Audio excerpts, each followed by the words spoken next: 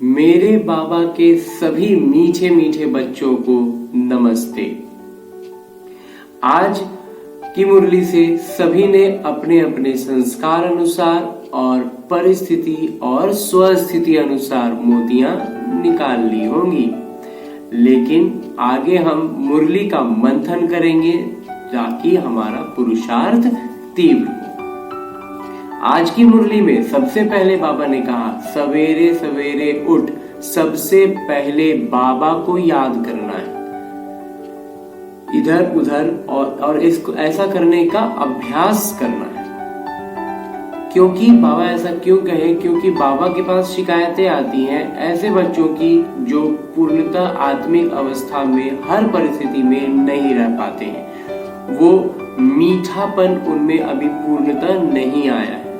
तो क्या होता है कि बाबा का ज्ञान और बाबा की प्रत्यक्षता उस ब्राह्मण बच्चे से नहीं होती है। तो ये तो अच्छी बात नहीं है। तो क्या कर, वो ब्राह्मण बच्चा का उद्देश्य है कि वो खुद भी ज्ञान को बढ़ाए और दूसरों को भी ज्ञान दे, लेकिन ऐसा क्यों नहीं हो पाता है? क्योंकि उसके अंदर अभी विकार है। तो बाबा कह रहे हैं सवेरे उठ सबसे पहले बाबा को जब हम याद करेंगे तो क्या होगा? हमारे अंदर से विकार निकलेगा, और जब हमारे अंदर विकार नहीं होगा तो हम दूसरों के विकार को निकालने में सक्षम होंगे। ऐसे प्रयास करेंगे लेकिन उसमें सफलता नहीं मिलेगी। बच्चे शिकायत करते हैं कि बाबा हमें ना काम का, क्रोध का बड़ा तूफान आता है हमारे जीवन में। तो बाबा कहते हैं इस काम क्रोध के तूफान को तुम्हें हमारी स्थिति क्यों बिगड़ती है? क्योंकि हम जो आत्मा है इसने इस काम विकार क्रोध को अपने जीवन शैली का सहारा बनाया हुआ है और काम को विशेष करके सुख का साधन मानकर बैठे हैं। इसलिए हम इनसे प्रभावित हो जाते हैं। जब ये हमारे सामने ये विकार आते हैं तो हम इनके सामने घुटने टेक देते हैं। ऐसा नहीं होना चाहिए। क्यों नहीं होगा ऐसा? कब ऐसा नहीं होगा?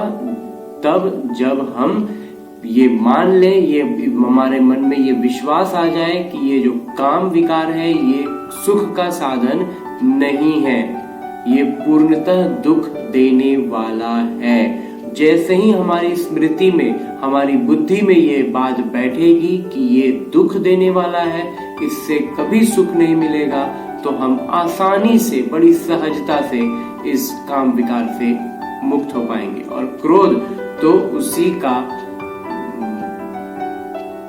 जैसे मैंने कल भी एक उसमें मैंने कहा था कि काम विकार जो है वो हमारे ही जैसा दिखने वाला बिल्कुल वही है। दिखने वाला क्या, हमारे अंदर पूरी तरह से वो विराजमान है, और उसकी गर्दन है काम विकार और उसके दोनों हाथ हैं क्रोध।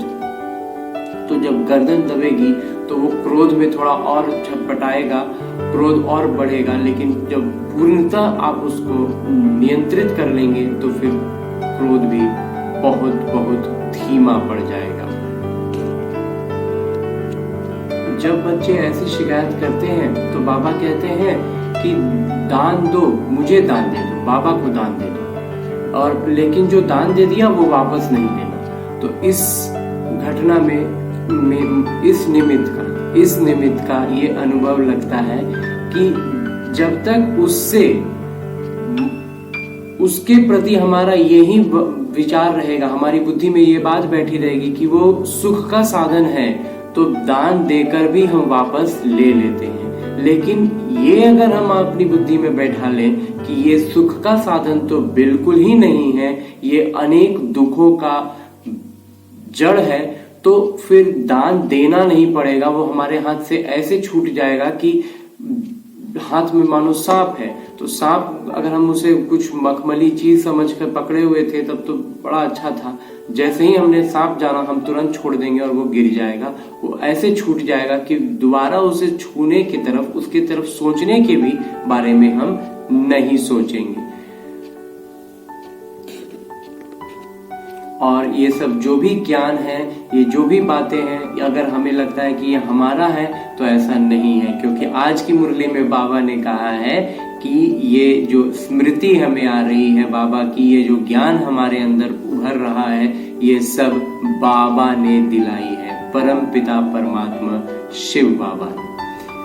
तो आज की मुरली से इस निमित्त द्वारा इतना मंथन। बाकी हम हर आत्मा, हर ब्राह्मण बच्चे आगे मुरली का मंथन करते रहें। अगली मुरली तक और भी मंथन और भी माखन निकलता रहेगा। ओम शांति।